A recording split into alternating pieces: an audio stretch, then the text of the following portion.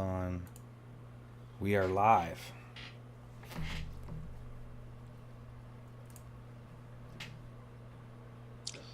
Hello, everyone, and welcome to another stream of CosmoQuest's Astro 101. What is wrong with me? I'm now seeing that I have the wrong title there, but we'll get to that in a second. So, welcome today, guys. We are your hosts. I am Matthew Richardson and my co-host Joe Myers, and we bring to you today another episode of Astro 101. Wow, man, Joe, I just realized I made a really big mistake with the title there. Uh-oh. Um, We're not but it's doing cool. exoplanets today, huh? Yeah, we did exoplanets last stream. Today it's gonna be a little bit more. It's gonna be a little different from what we've done in the past. We're actually going to be doing a calculation today. And the image that we're seeing here, actually, well, you probably wouldn't know, but if you were to guess, Joe, what galaxy are we looking at there?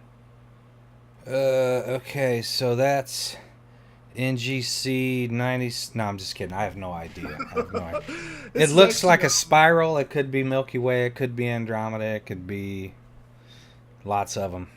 no, those are great guesses. This is actually an artist rendition of the Andromeda galaxy, and so today we're going to be talking about galaxies. More specifically, because we're doing a calculation, how many galaxies there are in the observable universe. So, what we can do now is go ahead and transition to our next slide. And of course, the question at this top of the top of the slide is, well, how many galaxies are there in the observable universe? You got an idea of how many there are, Joe?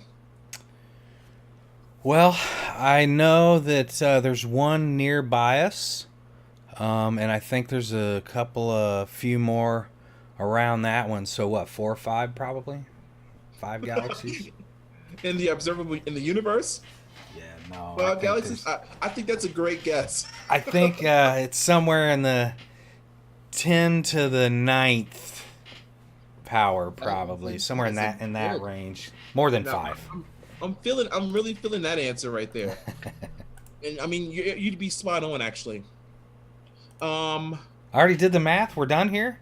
Have a good day, everybody. We out. we did the math and we're done here. No, but that was a pretty good guess though. So what we're gonna do today, guys, is calculate exactly how many galaxies there are in the observable universe. Um, and what I'm showing here is actually a Hubble Space Telescope image, where it's a composite image of many images that the Hubble Space Telescope has taken of a particular region of the sky. And what can be done with this image is you can use it to actually get an estimate of how many galaxies there are in the universe. And so the general procedure that you'd use to be able to do this is you take an image like this, you essentially count the number of galaxies that you see within the image. And once you have that number, you divide that by what would be essentially the area of the image, but this really wouldn't be like area in like normal units like square meters, something like that. It would be in square degrees.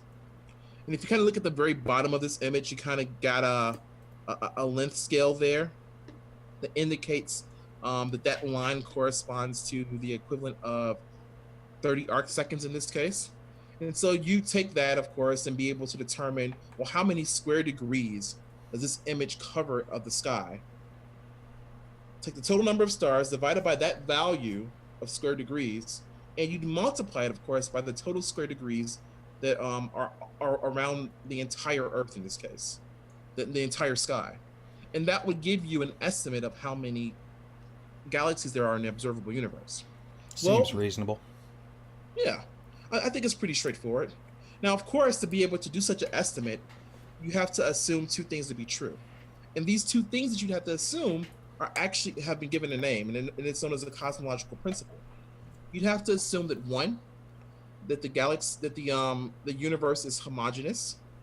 Well, of course, that is if you zoom out on a large enough scale, that the universe is one, homogeneous, and that it's two, isotropic. And basically, what that's saying is if I were to take an image like the one we have here in front of us and look at all the stuff that's in it, all the stuff that's in it for the most part has, some sort of composition that's going to look the same as another image of another portion of the sky that has the same amount of space. And that two, it's isotropic. As you look everywhere, this particular portion of the sky looks almost exactly the same as this particular portion of the sky. And so those are the two principles, or the two concepts that make up the cosmological principle that you'd have to assume in order to be able to make a calculation like this. Today we're going to kind of take a different approach. And so we're going to go ahead and we can move along to our next slide here. And we are going to kind of talk about another way of being able to do this calculation, just by using like information that you can grab online. So first things first, and I actually wanted to like cover some things up, but that's cool. We're gonna just go ahead and go through this calculation. You guys can kind of see the answers already. Or maybe what we'll do is we'll probably try to make sure like we hold back some of the information before showing you actually the question to see if you guys may just already know the answer to some of this stuff. And of course, feel free to look it up online, but we'll ask as we go along. So let me actually pull up my version of the PDF. So of course, whenever you're given a question, you have to be able to, formulate some sort of strategy as to how to go about answering the question. Or in the case of the problem for today, an equation. And so the equation that we're going to use to be able to solve for the number of galaxies in the observable universe is that the number of galaxies should be equal to, and I think this is pretty straightforward, the number density of galaxies, that is, how many galaxies there are within some given amount of volume, times the volume of the observable universe. So now we have our equation. The next thing to do, of course, is to break down the side of the equation that we don't know, or that we need to be able to solve the physical values for those quantities. So moving on to step 2, we can go ahead and start breaking down our essentially two variables on the right-hand side of the equation. Starting off with the very first one, we have the number density of galaxies, which we're going to denote as rho sub galaxies. Now, to do this, a density value, in this case, a number density, requires that you know two things. It requires that you know, one, some number of things that would occupy the numerator of some fraction for the density, and then of course the volume that contains those number of things in our denominator. So first question, of course, is, and I don't know if you guys can see this, let me see if you guys can, you guys can already see the answers, which is perfectly okay. So yeah, I couldn't hide it. I tried my best. It just didn't work. It's not a problem. The very first question, of course, is what would be the nearest major galaxy that's closest to the Milky Way? And of course, that galaxy would be Andromeda, as the galaxy that Joe stated earlier. And so we also need to know, of course, how far away is this galaxy? And if you do a quick search online, you'd see a number like 778,000 parsecs, which is the same thing as saying 778 kiloparsecs. But what we're going to do for our calculation is we're going to go ahead and we're going to just round that number up to 1 megaparsec. Now, there are some things that we're going to need to discuss with this portion of the calculation, which we're going to get back to in a second. But we can go ahead and we can scroll down and we can look at the math that's associated with calculating this number density. So, of course, we're going to now go ahead and start essentially just plug in the values that we have here, noting that in this situation, the number of galaxies that we're going to need to be able to use is just one galaxy, that galaxy being our own. The idea here is that we're taking our galaxy and we're going to draw a line from it to Andromeda, and we're going to let that line, or that radius, kind of just move around the space around us and move around all the space around us and make essentially a sphere. And we're going to say that that sphere is the volume that contains our galaxy and only our galaxy alone. We're going to ignore the fact that there's dwarf galaxies, guys. We're only going to be concerned with galaxies that are big. And so, ignoring the Magellanic clouds and stuff like that, satellite galaxies, we're going to say that that volume contains only one galaxy. And so we can use that information to go ahead and determine what the galaxy number density is, and we essentially get the value that we see here. Now, of course, we're going to approach this in kind of what's known as an order of magnitude way. So we can cancel out um, quantities such like, for example, in this calculation, we've canceled out the 3 and the pi because pi is roughly equal to 3, so we can get rid of them. They almost kind of like divide out to become equal to 1.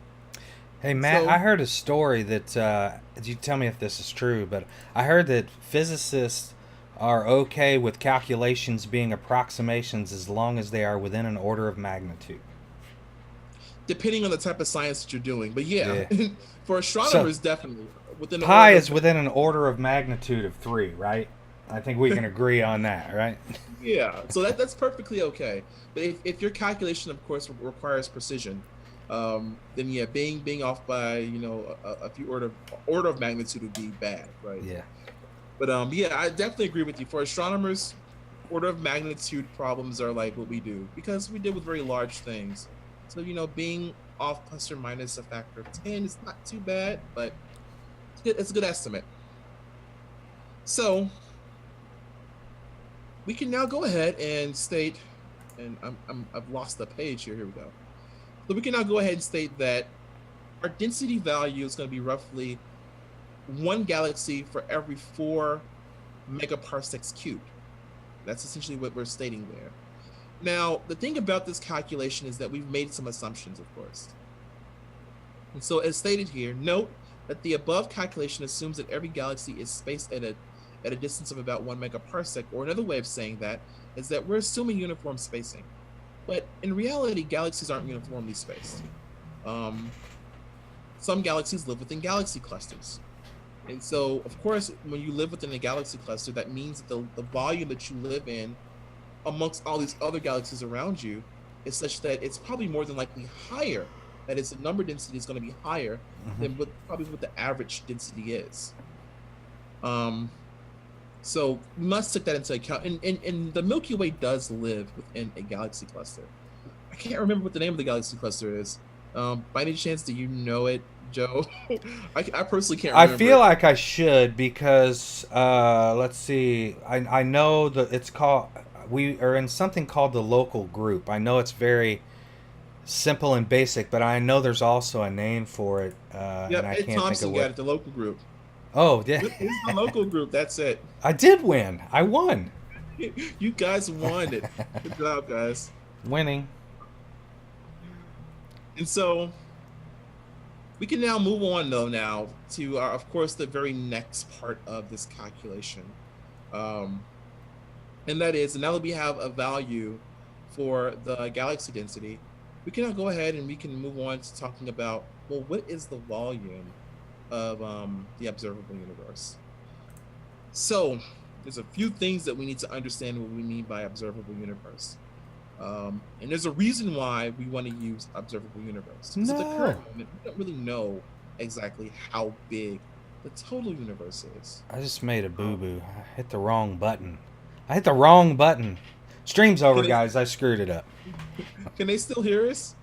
I think so. I just hit. I just changed the tab, and the stream got. They had to look at my email for a second. Thankfully, it's all like AGU stuff, making me look like an official, like I've been working right. Like, Well, if they can still hear us and see us, then I think we're good. Oh wait a second. It looks like the local group was not the situation here. Was not the uh oh. answer. It looks like Larry may have gotten the answer there. Let's see. Larry states, yeah, it's been a while, guys. At one point in time I remembered all of his stuff, but the Virgo cluster and then the super cluster. Okay. So we live, of course, in the Virgo cluster of galaxies, and then beyond that, if you zoom out, then you go into the supercluster. Yeah, wasn't the local group like local galaxy clusters? Like it was 4 or 5 local clusters if I'm thinking right. But of course, that happens that I don't a lot. I'm not gonna lie, guys. I've forgotten. It's been a while. Um,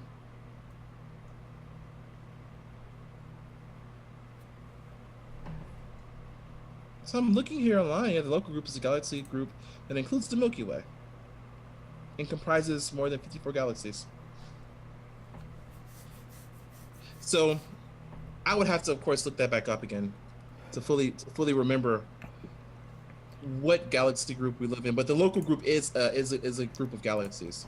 As far as a cluster is concerned, I mean, I'm not too sure if it's considered a cluster, which is a group of galaxies. All right. So we're going to go ahead and move along to the next part of it, of course, and that is calculating the volume of the observable universe. To do so, in this situation, again, knowing the equation for the volume of something, being 4/3 pi r cubed, we need to be able to determine, well, what is the radius of the observable universe? Now, I have an answer there, and I'm not too sure. Let me see if it's actually shown on the screen. Let's see. If it's not, it's already shown. Okay, it's already shown. So to be able to determine this value, you can, of course, just go online and you can find this value on a Wikipedia article, which is exactly what I did. I do not keep these values in my head. In general, I keep the steps that's needed to be able to make such calculations, but I don't just keep the values in my head. Are you kidding me? If I go more than 24 hours without writing a for loop, I have to look up how to do it again. So I feel you. Keeping things in your head isn't always a valuable use of that space. I think I've got a lot of things that I have to keep in there and I have to work hard to do it. And stuff that I can Google instantaneously is not those things. You know what I mean? I so understand where you're coming from with that. Like physical constants and stuff like that, only a certain few physical constants I keep in my head because I know I'll need it for work purposes. Mm-hmm. But if someone were to ask me, like, well, what's the mass of the sun? I'd probably forgotten. Real massive. Massive AF It's is the really mass of the massive. sun. And I mean, of course, I mean, you just look it up, like you said, Google it, and it's right there. But other things, of course, I keep in my head that's needed because I need it probably on an everyday basis. But in this situation, I went ahead and I looked it up online, and you can actually just go ahead and if you guys have the time to verify, you can go online and you can just type in observable universe, and I'm pretty sure there's going to be a Wikipedia article that pops up and probably gives it it gives the diameter. And so from there, of course, you can calculate what the radius is. And in this case, I believe that the diameter was like 28.5. So I divided that by 2 and I end up getting a radius, well, 28.5 gigaparsecs. But because our previous answer for our density was in units of megaparsecs, it's convenient to just go ahead and convert gigaparsecs to megaparsecs for the calculation.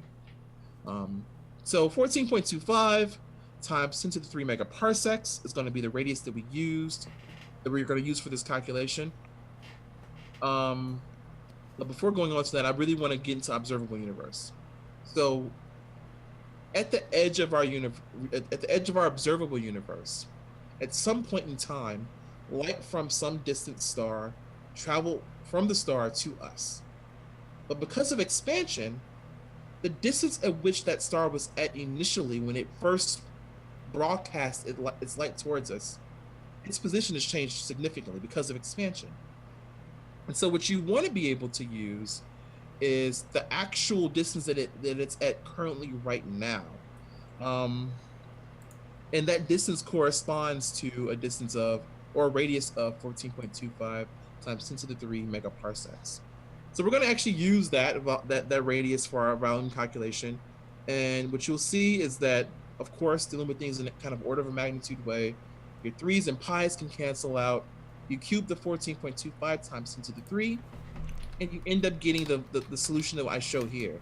I keep the 4 because of the fact that we can do some other math tricks that for later. But 4 times 2.89 times 10 to the 9 cubic megaparsecs.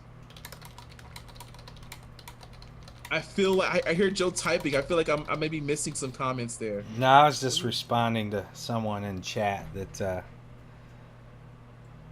DPI was telling me to try to remember the other ones, and the for loop was kind of a facetious thing because I do remember those, but literally, like, oh, okay, I'll give you a serious example. If I have to write like a scanner to scan in like input from a console, I literally have to look that up. I've written 100, 200 scanners in my career, and created those objects and manipulated them, but I don't do it weekly or even monthly for that matter. Sometimes I'll write back in code for a month and not have to rely on any input from a user.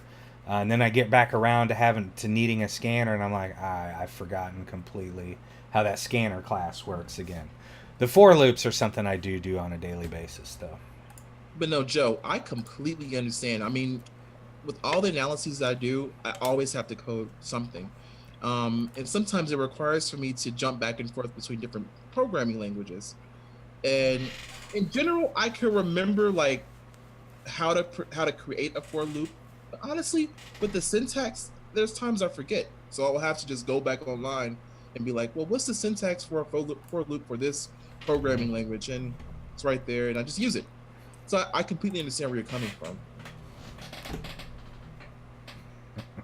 At least you remember what you code for. Exactly. I retweeted Exactly. something today to the effect of, if you try to look at your code that you haven't coded on in 6 months, it's the equivalent of looking at someone else's code.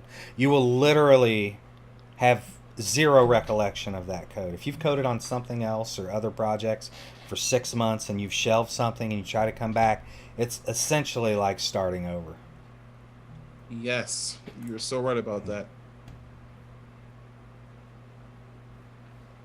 I like how Larry put it. All right, guys. I definitely want to be able to have these conversations. I'm going to go ahead and finish off with the rest of this calculation, and then we're going to just open up the chat and we can talk about a bunch of different stuff. So, radius 14.25 gigaparsecs. Convert that, of course, to megaparsecs, and essentially you end up getting a volume of 4 times 2.89 times 10 to the 9 megaparsecs cubed. From there, it's as simple as going back to your initial equation that we established earlier. That is, the number of galaxies is equal to the number density of galaxies times the volume of the observable universe. You basically just plug and chug the values that you got. And in our calculation, we're going to get that the galaxy has roughly about 3 billion galaxies, or the number of galaxies in the observable universe is about 3 billion galaxies. Now, I have not actually myself checked to see exactly what the number of galaxies are in the universe. So I'm actually doing that right now and see what they end up getting. I feel like I've heard that figure before, roughly 3 billion galaxies. I think with our new super high tech scopes going up, TESS and James Webb Space, I suspect that there's going to be some sort of major discovery that makes us realize we still don't know anything. I just have this feeling inside of me that something's going to pop off, like that whole Hubble moment where he's like, holy crap, these things are expanding apart from each other. I think something like that's going to pop off here when James Webb goes up. I'm super hype about it.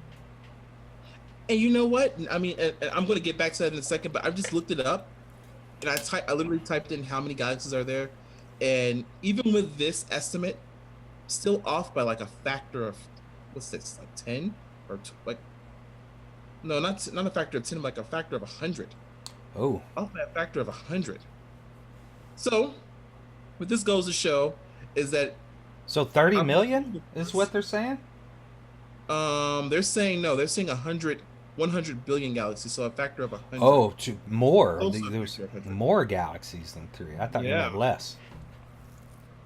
And so, of course, I mean, I would need to go back through my calculation, be like, well, what did I go wrong? And determine what that is. I'm not going to do that right now, though, of course. But, but This is like a really fun calculation. I'm pretty sure if I were to go back through it, I could find what assumption may have been wrong, or if I may have made a math mistake in the process. But this is just another way, if you wanted to be able to do a calculation for the number of galaxies there are in the observable universe. Man, I'm actually now really interested in doing the steps of figuring out exactly what went wrong with the calculation, but I'm not going to do it. But I am going to go ahead. And so even Larry says 3 billion cells is very low.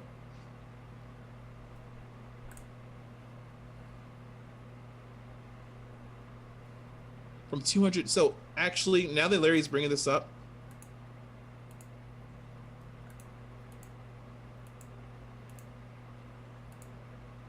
so in this situation, I'm assuming only distances between like major galaxies.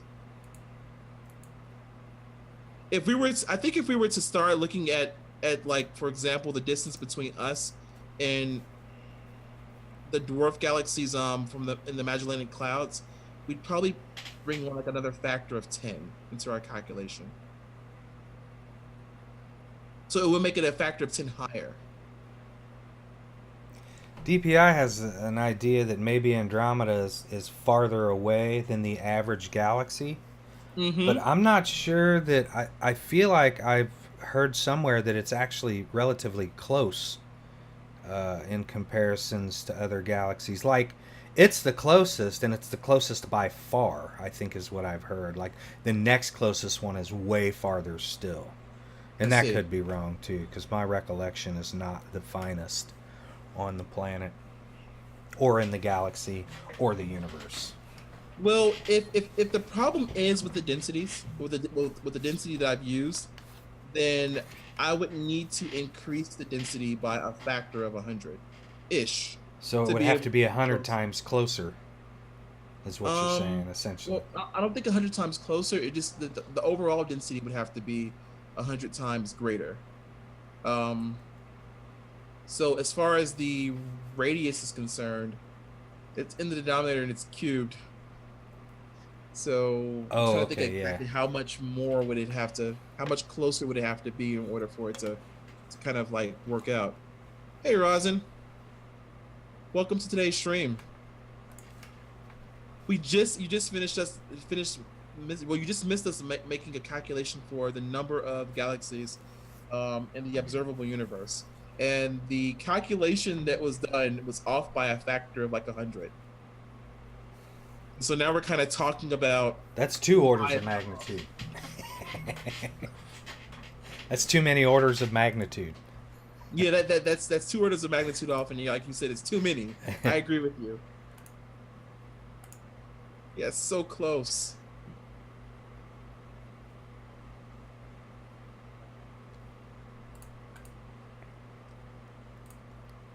And so I'm seeing here that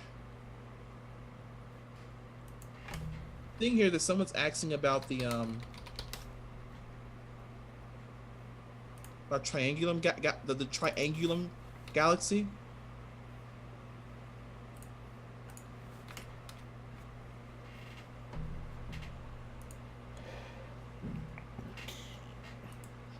Andromeda was closer in. See.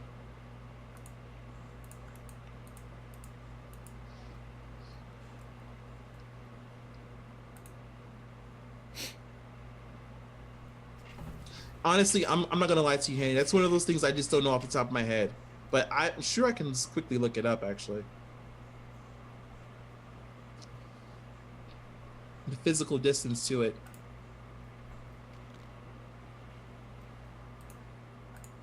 So it's actually the distance from us to Triangulum is actually a little bit closer to a megaparsec, according to this estimate here.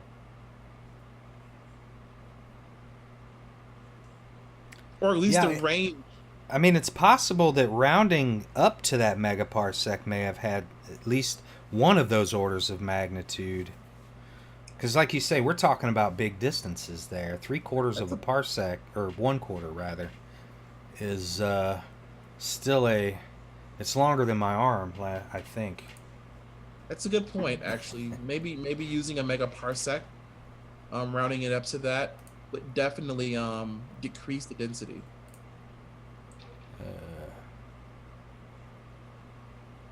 Yeah, because we added almost 25% of the value in our round there. Yes.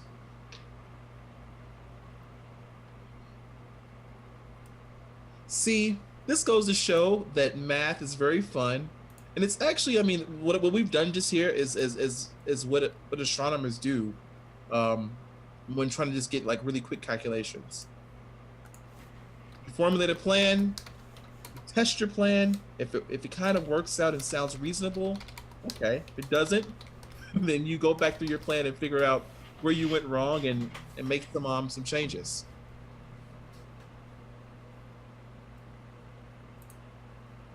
But I am really loving the fact here that everyone's giving like some comments here or giving their input in the comment in the chat section.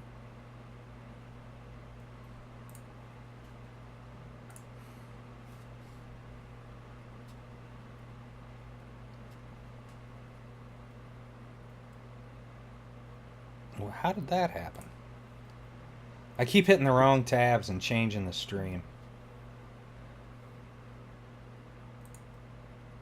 Inception. Streamception.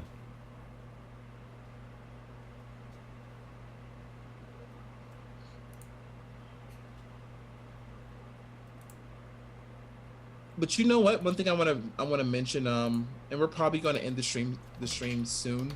But one thing before we end up ending it, um, I need ideas for the Astro 101 stream. So if you guys ever have any ideas about things in astronomy that we could talk about, by all means, just send them our way.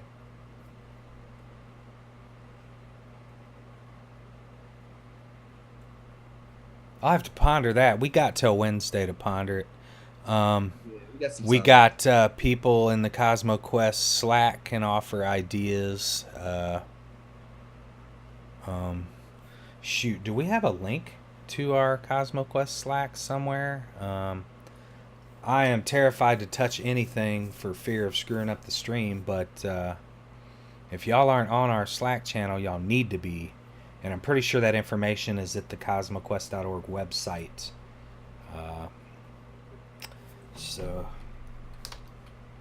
You know what, Joe? You just reminded me that next Wednesday, in fact, next week, I will not. I probably won't be available. Uh-oh, vacation week?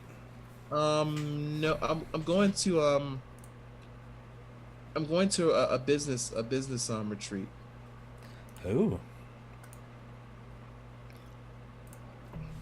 Well, I don't know. I could possibly just do instead just jump in and do just a transient tracker stream for those couple days because I have made some good progress and I ran simulations yesterday and Mm-hmm. found a couple areas that I definitely need to debug. One, the fact when the first there, Dr. Andreas Plazas wrote me about I don't know 8 simulations of the same star field, each with different amounts of like noise. And on the noise-free star fields, it comes back almost perfectly, with the exception of I am also 2 orders of magnitude off on the flux, which is the error bars essentially on the signal, right? My flux that's coming back is like I say, 2 orders of magnitude too low. So I obviously I probably need to. I missed a power somewhere in the calculations, but we could definitely debug that together if I don't have it fixed by Wednesday, which I really hope I do. But the big one is in the noisy fields. That bad boy really starts finding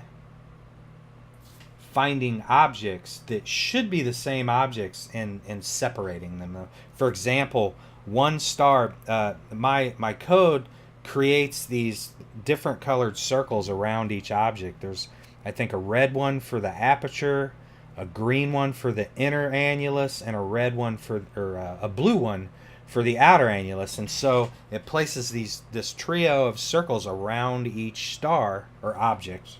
I keep calling them stars. They're objects at this point because we've done no analysis on them to know what they are.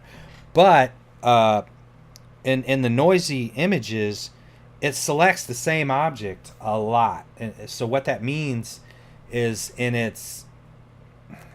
the walk image method is what it's doing, and it essentially looks for a single pixel that is X standard deviations over the background, and then it scans all 8 pixels around it, and it adds pixels that are also 6 or however many standard deviations over the background. But then if it finds a pixel that's not, and runs back recursively through all that and doesn't find any, and it moves on to the next object, it goes like row to row. So there's a chance that it like curves upward and then moves on to the next object, and when it comes back down to that next row, it may find another pixel in that object. But for some reason, it's not attaching that pixel to an already existing object. It's creating a new object, and therefore that's false. It is the same object. Yeah. It's just that my walk image method, it needs some work. I need to figure out how to make it be smarter, and that is definitely going to take more than between now and Wednesday. So I will have at least that to work on Wednesday, and we can work on it with the CosmoQuest crew, and then I'll probably still be working on that Friday. So you take your week off. I'll cover Astro 101, and we'll just do the transient tracker streams instead. I think that's a very good problem to present to everyone. I know in the past, when I've had problems with my algorithms, everyone here has been very helpful. Hanny's got a question about the algorithm. Hanny, what? Okay, so the elevator pitch to my walk image method that scans these pixels one by one. I combed source code for an application, an astronomy tool called MStar. And it was super old C code. And basically all I extracted out of it 8 months ago when I started working on this project was that, it's kind of how I explained it. It just scans pixels starting at the origin, goes to the right, goes all the way down the row, looking for single pixels that are, the user can choose how many standard deviations off the background they want a pixel to be before the algorithm tags it as being an object. So it finds that pixel, and then it scans, as long as it's not on an edge, it scans all 8 pixels around it, right? And then what it does is it adds all the pixels of those 8 that are around it to an array, essentially, it's just an object array. And then if any of those pixels are brighter than the first pixel it found, it sets that pixel as the center of the object. And it continues to do that as long as it finds brighter pixels. That's a new center and a new center. Now imagine that center moving up and right, okay? Up and right more, and these lower right pixels of the same object are eventually like overlooked, and then it moves on. So when it gets back to those lower right pixels, it should be able to see that that pixel is only 1 pixel away from these other pixels that were already put into an object. And for some reason it's not doing that, and I have to figure out why.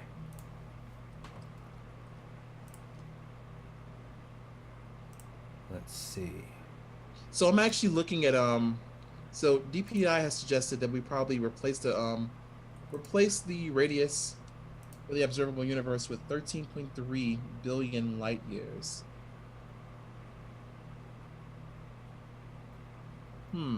I know, of course, this is related to,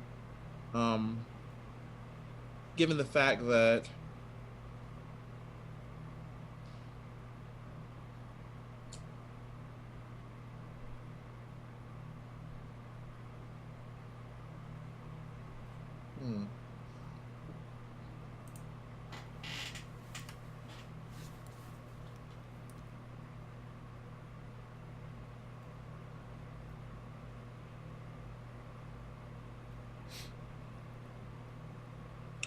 I'm not too sure if we want to be able to, if we want to use that.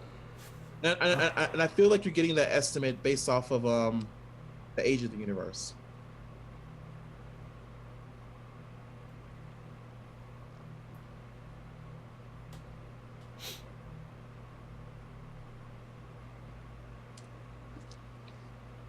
Y'all went back to doing massive distance estimations, and I just kind of like So yeah, so DPI is suggesting that maybe the correction would be with how we've calculated the volume of the observable universe.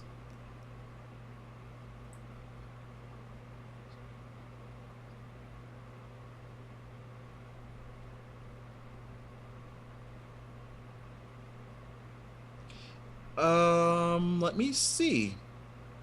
Did I use the wrong value?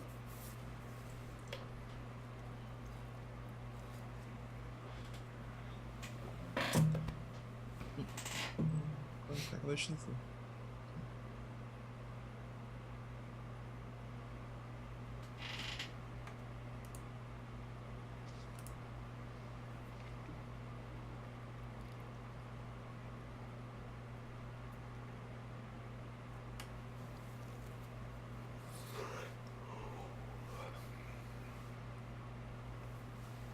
See, this is what I get for probably not reading. So now I'm actually going through the Wikipedia article where I got the volume from, where I got the radius from. And I derived this radius from the diameter. So if you were to go to the observable universe Wikipedia article, on the right-hand side of the page, the very first value they show is the diameter. And,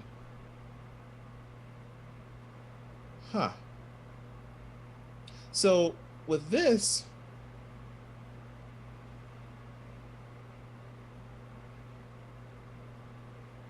it says the diameter is 93 gigalight years. Giga being 10 to the 9, so that's 93 billion, billion light years, which would be bigger than, a lot bigger than, even its radius would still be, that radius would be bigger than the 13.3. Let's see.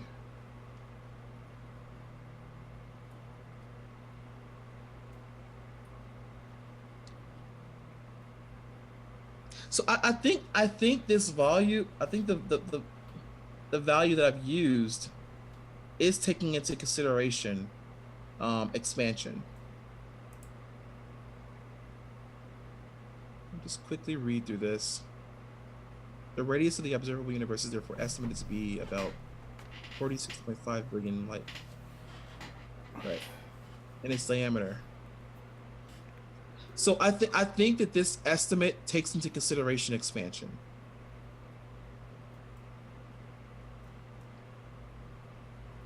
Yeah, just looking at the numbers and what's being stated here in the Wikipedia article. Now, this, of course, again, is another assumption, is that we're assuming that the Wikipedia article's information is accurate, and it has sources. So, do we get some flat Earth trolls get in there and change it right before you? Oh, that would, because that happens on Wikipedia sometimes. Some trolls, like a group of trolls, will go in large enough to get something changed, and then it gets like rejected because it was like, nah, this is a group of troll bots that did that. I wonder, do the flat earthers have their own Wikipedia article that we can like make modifications to? That'd be fun. That'd be fun. All right, well, guys, I so loved our conversation today. And so Joe seems like he's gonna take over next week's streams, and he's gonna be talking about transient trackers. And if I get the chance while I'm at the retreat, I'm probably gonna like pull out my phone for a quick second and quickly like look to see what's going on. Come in and hang out with us. But I enjoyed today's conversation, guys. Thank you. We had fun. I hope you guys had fun as well. We will definitely, well, Joe will definitely be back next week, Wednesday. And then I'll be returning the next week after. So I guess we're gonna be signing off here. Do you have anything you wanted to say, Joe, before No, we? I've got a little girl in there waiting for me to take her school shopping, and then I've got a long road trip to take her back home. So I'm ready. I'm already mentally preparing for next weekend's transient tracker stream, though. I'm looking forward to help from my friends like DPI and Hannies, who seem to know a little bit about coding. And uh, I mean, every time I've ever coded my project, and I've had somebody point out, good ideas. I had somebody last time. Somebody had mentioned, hey, because the same problem I think I was bringing up as far as uh, my walking method of returning strange objects. Someone recommended that I start that process from all four corners and like take just an average of what's found. So that may be the answer to my problem, is something like that. So the value that the community brings to the coding, definitely I should probably do it more. I think that I should probably try to figure out how to get my coding streamed more often. And we'll talk to Pamela about that. I think that Pamela would let me stream every minute of my code if I wanted to. The problem is some days you just don't want to look like an idiot in front of the world, right? Because you're learning something yourself. But I don't think that'll be the case. I'm very intimately uh, involved in that walk image method, because I wrote it, and I can see all the code in my head. It's it's very basic, but very repetitive. It's essentially one of let's see, 1, 2, 3, 4, 5, 6, 7, 8. One of 9 scenarios, right? It's a pixel in a corner, it's a pixel on an edge, or it's a pixel in the center. And it has to figure out which of those scenarios it is to determine which pixels around it to scan. Because if it's in a corner, you're only scanning 3 pixels around it, right? Let's Right. see, corner to the right, bottom right, and down if you're in the upper left corner in each corner. And if you're on an edge, you lose 3 of your 8 pixels. And if you're in the center, you get all 8 pixels. But um, I'm looking forward to working with the community to try and figure out how to get better results on these simulations, because obviously we got to get accurate results on simulations before we could even hope for accurate results on live data and live star fields and things like that. So I'm pretty hype. We got AGU coming up in December, which I just found out this week that I get to go to and do a poster presentation to a bunch of brilliant people on Transient Tracker, and so expect more information on that. You were with us. You were on that late night cruise submitting abstracts the other day. Oh man, Uh, that was crazy. yeah, we liked. What I found is the boss, God bless her soul, is so stinking busy that sometimes things are just last minute. And I'm not gonna fuss about having to work till 8 or 9 p.m. one night when I have an opportunity to go to Washington D.C. for a week and talk to the most brilliant minds in the world. So I'm hype about it. No complaints here. Honestly, I don't think we were the last ones, submitting our abstracts like the very last day of. Oh no, the site kept going down. We were not alone. There, I think about every abstract that was submitted was probably submitted that day, right? Yeah. So Black Hole Chaser knows a little bit about AGU abstracts. So Black Hole, make sure you get subscribed and come hang out with me next Wednesday. We'll talk about AGU a little bit. Probably those my just a warning, my coding streams are longer than these 15, 30, 45 minute Astro 101 daily space news streams. I usually go for 2.5 hours. So if you want to come hang, plan to hang for a while, and let's do some coding. Actually, I was thinking, it might be nice because, of course, your transient tracker code is an astronomy application. Mm-hmm. So it might be nice to actually do that every now and then for the Astro 101 streams. Just jump in and code. Yeah, I'm down. But let's call it. Let's let these fine folks get to whatever they were doing with the rest of their day. And everybody enjoy your weekends, and we'll see you next week. Indeed. Perfect way to finish it off. All right, guys. We're Have a going to good say one. bye now.